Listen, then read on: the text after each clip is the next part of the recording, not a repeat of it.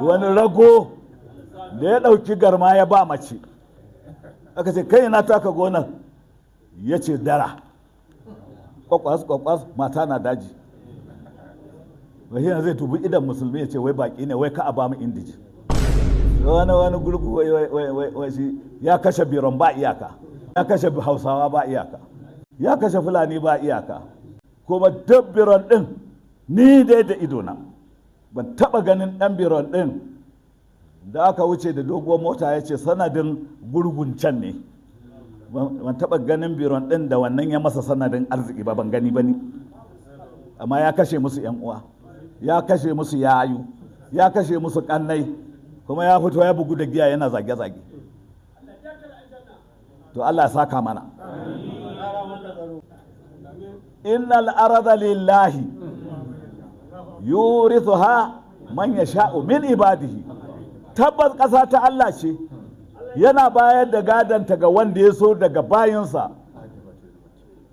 Idan aka mutsuka yan kabilancin yare, kabilancin ƙasa, kabilancin kudu, arewa, waye suka yi, sai Allah dai ya bubbuge bakin nasu sai ya ba wanda ya so. Amma wanda aka ba din ma bawan Allah ne, ba ƙasar ba tasa ba ce.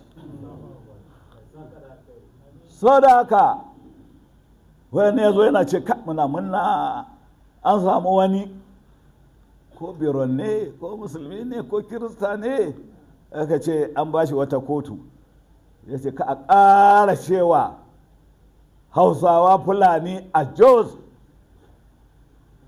ka a ƙara ce musu settler baƙi, ka a ƙara ce ni amma wai aka gaya min kan sama daɗe da dawa daga maka an yi haka ɗin. Komai nisan dare gari zai waye, na gaya muku wannan kalma, to ta fi kawo kanta.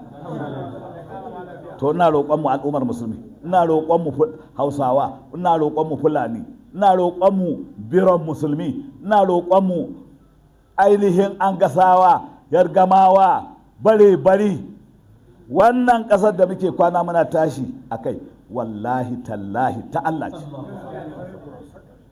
ba ta hausawa ba ce, ba ta biron ba ce, ba ta fulani ba ne, amma da biron da bahaushe da babur da waye bayan Allah ne ya zaunar da mu a ƙasar Ubangijinmu Allah. Sai ka zo da rashin kunya ka ce wai settlers kaza. Kwanakin baya na ji har gidan shugaban ƙasa Ahmad Bola Tinubu, wanda na yi kira na ce mu zaɓi Muslim, wane da wane suka tsorata suka kasa ansawa. Ahmad Bola Tinubu ya ce ni na yadda.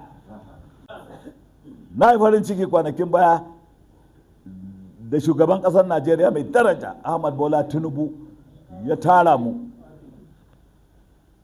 ya ce I want you to go back and live in peace and prosperity.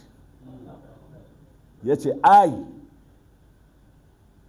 Ahmad Bola Tinubu, I know Jos, there is Hausa, Fulani in Jos even before I, Tinubu, was born. Haka ya faɗa. Haka ya faɗa. So wani gurgu wai shi ya kashe biron ba iyaka, ya kashe hausawa ba iyaka, ya kashe fulani ba iyaka, kuma duk biron ɗin ni dai da idona ban taɓa ganin ɗan biron ɗin da aka wuce da doguwar mota ya ce sanadin gurgun can ne. Ban taɓa ganin biron ɗin da wannan ya masa sanadin arziki ba, ban gani ba ni. Amma ya kashe musu ‘yan uwa, ya kashe musu yayu, ya kashe musu ƙannai, kuma ya fito ya bugu da giya yana zage-zage. To Allah ya saka mana.